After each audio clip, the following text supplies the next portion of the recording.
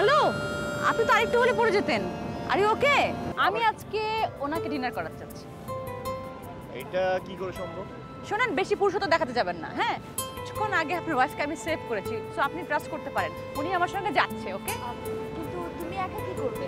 হ্যাঁ, অনেক ভালো একটা কোশ্চেন। উনি একা একা ডিনার করবে, আমরা একসাথে করব। আমি ভাবছি আপনার প্রেমিকই বা কেমন, আর বুদ্ধি কিসের বুদ্ধি? মিতুলের আসলে কোনো দোষ নেই। সে আমাকে অনেকবার বলেছিল চলো পালিয়ে বিয়ে করি, ইন্দোনেশিয়া চলে যাব, কিন্তু বাবা আমাকে জোর করে বিয়ে দেয়। কিন্তু তারপর বাবার অপমান আর আমার বিয়ে তাকে পাথর করে দেয়। সে চলে আসে ইন্দোনেশিয়ায়। এখন শুনেছি সে এখানেই কাজ করে। আপনার হাজবেন্ডের কোনো প্রবলেম নেই আপনি যে এখানে চলে এসেছেন তাকে খুঁজতে? সেই আমাকে এখানে নিয়ে এসেছে। সিরিয়াসলি? মানে এখনকার যুগে এরকম হাজবেন্ড হয়? আমি জানি না কোনো যোগে কি এরকম হাজবেন্ড হয় কিনা, কিন্তু আয়ান আমাকে সত্যি এখানে নিয়ে এসেছে পাসপোর্ট ভিসা করে। আর সে যদি নিয়ে না আসতো আমাকে, আমি কখনোই সাহসটা পেতামও না। এক্স্যাক্টলি। কিন্তু যাকে খুঁজতে আপনারা এখানে এসেছেন তার দেখা পেয়েছেন? এটাই হলো আরেকটা ট্র্যাজেডি। আমরা এখনো তাকে খুঁজে পাইনি, আর এটাই সবচেয়ে বড় প্রবলেম হয়ে দাঁড়িয়েছে। না আমি জানি তার কোনো ঠিকানা, না জানি তার phone number, WhatsApp, Viber, Facebook. Wait, আপনারা একজনকে বাংলাদেশ থেকে খোঁজার জন্য ইন্দোনেশিয়া এসেছেন, বাট তার কোনো ফোন নাম্বার বা কোনো কন্ট্যাক্ট নেই। মানে how is it possible? Ayaan বলেছিল আপনার কথা, আপনি এখানে স্থানীয়। আপনি কি একটু আমাদের একটু সাহায্য করতে পারবেন? আমি আমার যথাসাধ্য চেষ্টা করব, কিন্তু আমি তো আচ্ছা, মিতুল কোথায় জব করে বললেন? ও এখানে কোথাও কোনো জিমে হয়তো জয়েন করেছে জিমে? ইনস্ট্রাক্টর হিসেবে। আচ্ছা ঠিক আছে, আমি খোঁজ খবর নিয়ে আপনাদেরকে আপডেটেড করব, আপনারা টেনশন করবেন না। বাই দ্য ওয়ে, ওর কোনো ছবি আছে আপনার কাছে? হ্যাঁ, আমি দেখাচ্ছি।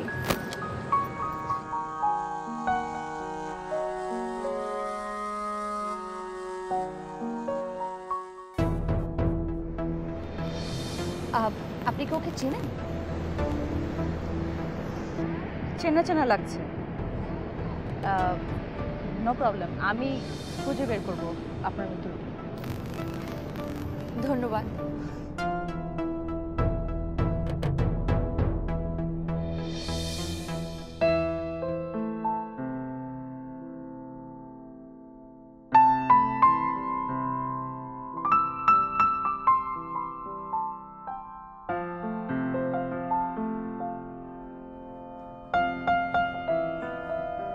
আপনি অন্য কাউকে এক্সপেক্ট করেছিলেন, রাইট? রিয়াকে? না। স্ট্রেঞ্জ, এরকম সুন্দর একটা রাতে সবাই সবার প্রিয় মানুষকে আশা করে, তাই না? সব আশা পূরণ হতে নেই। নাকি পূর্ণ হোক সেটা আপনি চান না? মানে মানে রিয়া আমাকে সব বলেছে। কি? আপনার এখানে কেন আসছেন? রিয়া আপনাকে সবকিছু বলে দিয়েছে। আপনি চাইলে আমাদেরকে একটা হেল্প করতে পারেন, করবেন? আচ্ছা, আমি একটা কোশ্চেন করি। আমি জানি আপনি কি কোশ্চেন করবেন। আমি এই কাজটা কেন করছি, তাই তো? হ্যাঁ। রিয়া একটা সমস্যার মধ্যে দিয়ে যাচ্ছে। ওর সমস্যা মানে আমার সমস্যা। আমি চাচ্ছি ওর সমস্যাটা তাড়াতাড়ি সলভ করতে। মৃতুলের হাতে তুলে দিতে পারলেই আমি শান্তি। আপনি রিয়াকে অন্য কারোর হাতে তুলে দিলে শান্তি পাবেন? ও ভালো থাকলেই আমি খুশি। অনেক ভালোবাসেন তাকে, তাই না? বাসলেই বা কি, ও তো অন্য আরেকজনের আমানত। কখনো আপন করে পেতে ইচ্ছা করেনি? চাইলেও যাকে পাবো না তাকে নিয়ে ভাবতে চাই না। সত্যি আপনি অনেক অদ্ভুত একজন মানুষ। আমরা সবাই অনেক অদ্ভুত, কেউ বুঝে কেউ বুঝে না।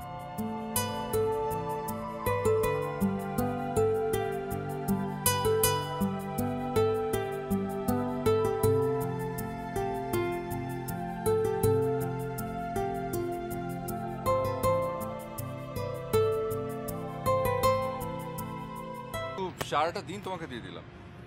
ওয়াও, আমি তো ধন্য হয়ে গেলাম। কিন্তু আজ তো আমার ডে অফ না। কি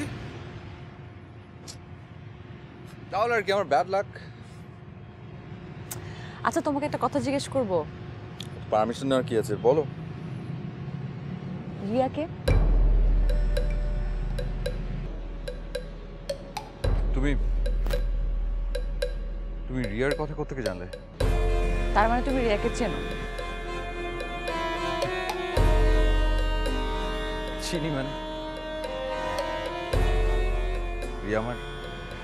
রিয়া তোমার কি? কেউ না। কেউ না? তুমি এমন করে বলছো জানি রিয়া তোমার সবকিছু। হ্যাঁ, ও আমার সবকিছুই ছিল। আর এখন? এখন এসব কথা ভেবে কোনো লাভ নেই। ও বিয়ে হয়ে গেছে, হয়তো সুখে আছে। বিয়ে হয়ে গেলে সবকিছু শেষ? তুমি আসলে কি বলতে চাইছো বলো তো? আমি বলতে চাইছি তুমি রিয়ার কথা আমাকে এতদিন বলনি কেন? কবি জীবনানন্দ কি বলেছে জানো? কে হায় হৃদয় খুঁড়ে বেদনা জাগাতে চায়। আমি ঠিক তেমনি, হৃদয় খুঁড়ে বেদনা বাড়াতে চাই না।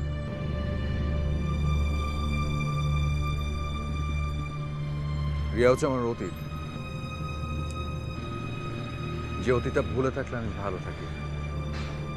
চাইলে কি ভুলে থাকতে পারো? চেষ্টা করতে দোষ কি? তুমি কিন্তু এখনো বললে না তুমি রিয়ার কথা কোথা থেকে শুনলে। শুনেছি এক জায়গা থেকে, যে কোনো এক জায়গা থেকে শুনেছি, কিন্তু আজকে বুঝতে পারলাম তোমার মধ্যে সবসময় একটা শূন্যতা কাজ করতো, অলওয়েজ। আর সেই শূন্যতা হচ্ছে রিয়া।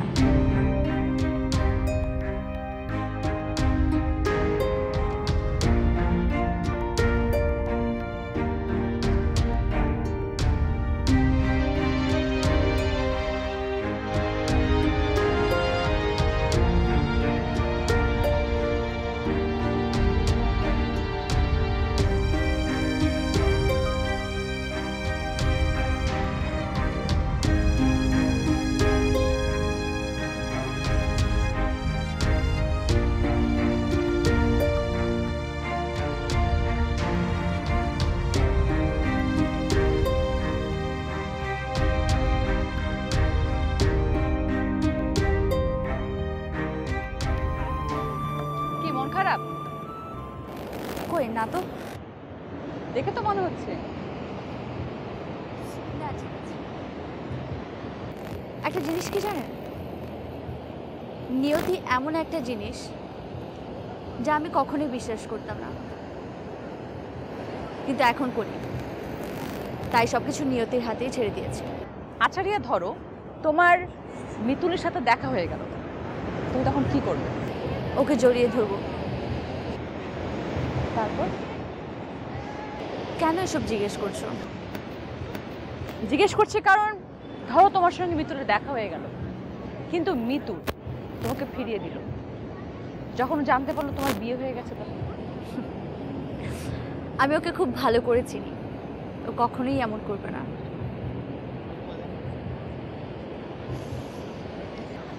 এত বিশ্বাস তার উপরে? নিজের থেকেও বেশি।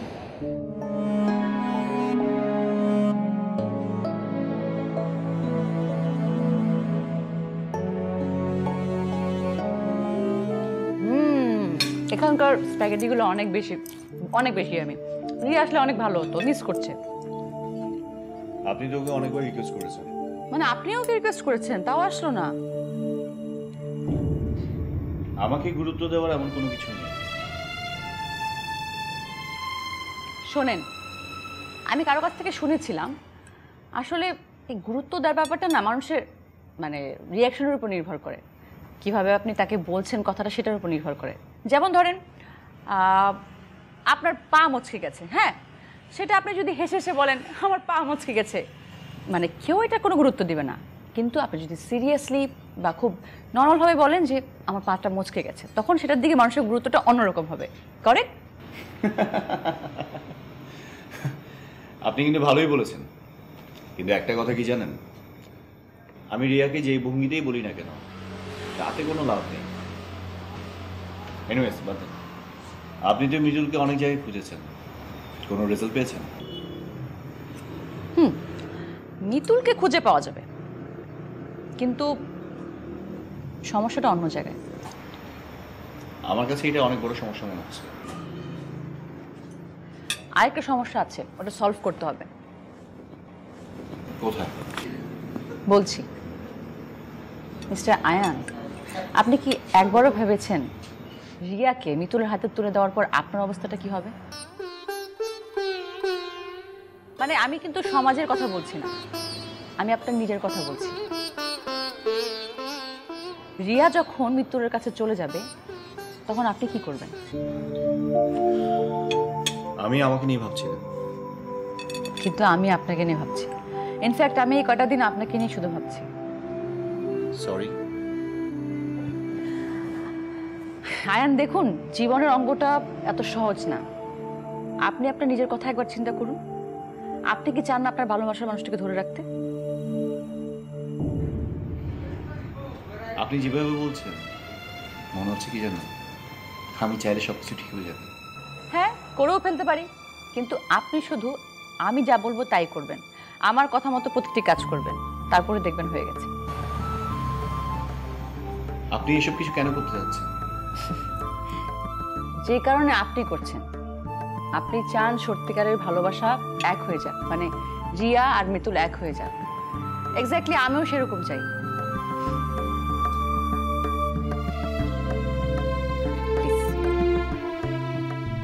অ্যান্ড ধরে নিন এটা একটা পরীক্ষা, ভালোবাসার পরীক্ষা।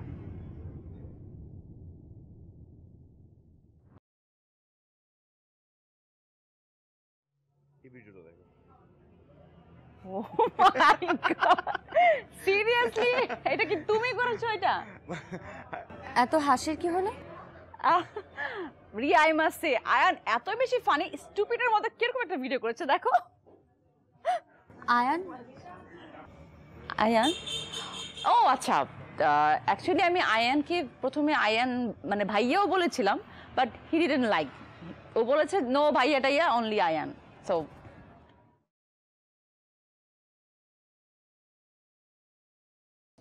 আমি তোমার এত ইনসিকিউরিটির কারণটা বুঝতে পারছি না আয়ানকে নিয়ে। আর আমি হুট করে এমন কি করলাম, এমন কি ক্ষতি করলাম তোমার, বলো? ক্ষতি? তুমি জানো না তুমি কি করছো? তুমি শুধু একটা জিনিস মাথায় রেখো, যে তোমার আশা আমি কখনোই পূরণ হতে দেব না। অন্যের স্বামীকে তুমি নিজের করে পেতে চাও, সেটা আমি কখনোই হতে দিব না। তুমিও কিছুদিন আগে আমার কাছে অপরিচিত ছিলে। ছিলাম, কিন্তু এখন আমি তোমার ওয়াইফ। কি বলতে চাচ্ছ তুমি? আমি বলতে চাচ্ছি তুমি ইমার সঙ্গে আর কখনো দেখা করবে না। কেন?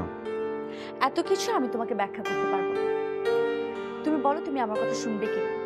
আমাদের দুইজনের মাঝখানে নাক না গলালেই ভালো। আমাদের?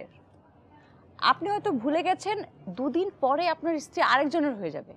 এখন আমার প্ল্যানটা কাজ করছে বলে আপনার বোল পাল্টে গেল। So selfish. আপনি আমার জন্য যা করেছেন, পৃথিবীর সমস্ত ধন্যবাদ যদি আমি তোমার কাছে এক করে দিও সেটা কম হয়ে যায়।